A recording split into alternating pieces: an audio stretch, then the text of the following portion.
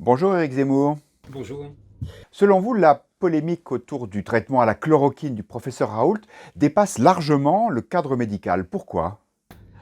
Ça devient, c'est depuis le début, c'est très intéressant d'ailleurs, depuis le début et de plus en plus, ça devient une histoire politique, une bataille politique au sens noble et une bataille mondiale et en particulier française, puisqu'évidemment le professeur Raoult euh, incarne cet antagonisme français entre Paris et la province, entre l'establishment et les rebelles, et même sur le plan mondial, c'est un peu les grands groupes pharmaceutiques mondiaux contre le petit village gaulois qui ne veut pas céder à l'envahisseur. Donc vous voyez, il y a toute cette fantasmagorie autour de Raoult.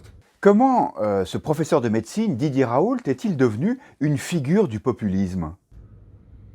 Euh, Moi, je dirais que c'est comme d'habitude les élites qui appellent leurs adversaires populistes. Quand on ne veut pas se coucher devant la doxa dominante, on est populiste. Le professeur Raoult, il défend un traitement, et il défend un modèle qui est le modèle médical, on traite, et puis voilà. Depuis le début, il dit que ce confinement général est une folie, que c'est issu du Moyen-Âge. Depuis le début, il dit qu'il n'aurait pas fallu faire ça, et depuis le début, il dit que son traitement à la chloroquine avec un antibiotique doit être donné au début de l'infection. On devient tous des grands spécialistes. C'est ça qui est passionnant dans cette épidémie. On apprend, au moins on progresse. Mais, et vous avez vu d'ailleurs, il y a une étude là, une étude publiée par la revue Lancet, la revue scientifique bien respectable, qui dit en gros que la chloroquine, le traitement de Raoult est une catastrophe et qu'elle tue des gens, etc. Sauf que quand on voit dans le détail, on s'aperçoit que les gens qui ont fait l'étude ont donné le traitement du professeur Raoult, mais à la fin, alors que les gens sont déjà très mal en point. Donc évidemment, c'est le contraire du protocole défini par le professeur. Donc on ne peut pas juger ça. Et d'ailleurs, Raoult répond que c'est, je crois, je ne sais plus, il a une formule terrible, que c'est une étude une foutaise. Foireuse? D'autres foireuses, voilà, merci. D'autres médecins le défendent. Enfin, ça devient. Et en même temps, le ministre de la Santé, qui ne le porte pas dans son cœur, Olivier Véran, accepte immédiatement la décision du Haut Conseil de la Santé publique qui a interdit, qui a proscrit donc le traitement du professeur Raoult. Donc vous voyez, on est dans une bataille, mais homérique, et qui est vraiment. Alors évidemment, on va accuser le professeur Raoult de populisme, mais il n'est pas populiste du tout, il défend, vous voyez ce que je veux dire, et c'est le peuple qui se reconnaît en lui, et c'est les élites qui l'attaquent, en tout cas l'establishment politico-médical. Vous dites que cette querelle autour du professeur Raoult fait écho à des imaginaires ancestraux. Mais qu'est-ce que vous voulez dire par là? Je vous ai dit, Paris contre province, d'abord, le Marseillais contre l'establishment parisien. Puis on a vu que ça se mondialise.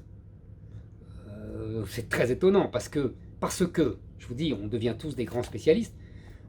J'ai lu, c'est très intéressant, le rédacteur en chef de la revue Lancet, un Anglais, M. Norton, je crois, qui explique que les études publiées par sa revue sont de plus en plus sujettes à caution, parce que des grands groupes mondiaux, se dissimulant derrière des soi-disant instituts de recherche indépendants, développent ces études pour vendre, entre guillemets, leurs médicaments. Et donc il mettait en garde contre la revue Lancet, qu'il dirige lui-même. Donc vous voyez, juste au moment où cette revue-là démolit Raoult. Donc si vous voulez, là on a l'imaginaire des grands groupes mondiaux et qui veulent imposer leurs médicaments. On apprend que le groupe Gilead a des antiviraux beaucoup plus chers que la pauvre chloroquine du professeur Raoult, qui vaut 3 francs 6 sous, comme on disait dans mon enfance. Et on a aussi des grands groupes qui veulent développer le vaccin, qui vendront à 7 milliards d'humains, et donc ça va rapporter beaucoup d'argent. Donc on a ces enjeux-là financiers colossaux. On a le côté, je vous dis, establishment parisien contre le plouc, entre guillemets, marseillais. Le pauvre professeur Raoult n'est pas du tout un plouc, vous avez compris ce que je veux dire, c'est dans les imaginaires. Et voilà, on en est là, quoi. Et vous alors, Éric Zemmour, vous êtes pro ou anti-Raoult? Moi, je vais vous dire, je suis plutôt pro. Encore une fois, je ne suis pas du tout médecin, je ne suis pas du tout scientifique, et vraiment, alors là, mais ce qui me plaît, d'abord, ce qui m'a plu en lui, c'est deux choses. D'abord, un, le fait qu'il ait dit que ce confinement général était une absurdité. Et ça, je l'ai tout de suite pensé, sans être médecin, vous voyez, c'était de l'extérieur.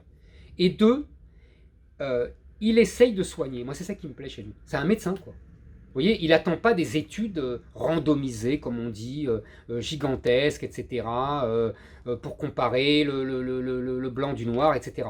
Il essaye de trouver des traitements, humblement, qui soignent. Je ne dis pas que ça marche, j'y connais rien, encore une fois, hein, je ne veux pas du tout faire le savant que je ne suis pas. Mais sa démarche me plaît. Vous voyez? Voilà. Merci Éric Zemmour.